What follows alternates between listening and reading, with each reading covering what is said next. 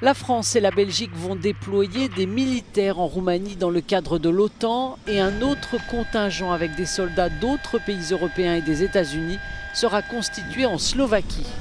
En Roumanie, Français et Belges seront 800, accompagnés de véhicules blindés et d'engins de combat.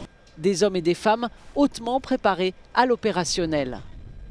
Des soldats de l'OTAN sont déjà déployés dans les pays baltes et la Pologne depuis plusieurs années face à la menace russe. La mission va être exigeante. On ne sera pas directement impliqué. Parmi ces premiers Français déployés dans le secteur depuis le début de la guerre en Ukraine, ce bataillon de chasseurs alpins. Et gardez votre tarde jusqu'à là. Ils sont 250 qui s'envolent ce mardi pour la Roumanie. Ceux-là viennent d'Annecy et ils seront rejoints par des militaires de Gap et de Brive. Alors, pour l'instant, pas de combat, on n'est pas directement impliqué, c'est ce que je disais aux hommes, mais on est pleinement concerné par ce qui se passe en Ukraine et cette invasion russe complètement illégitime au droit du regard international.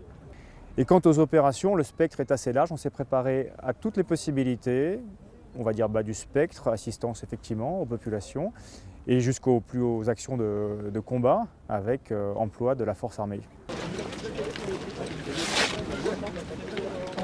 C'est un peu l'inconnu, hein. On sait qu'on y va, on sait pas encore trop pourquoi, quel sera notre rôle à jouer, mais on est prêt.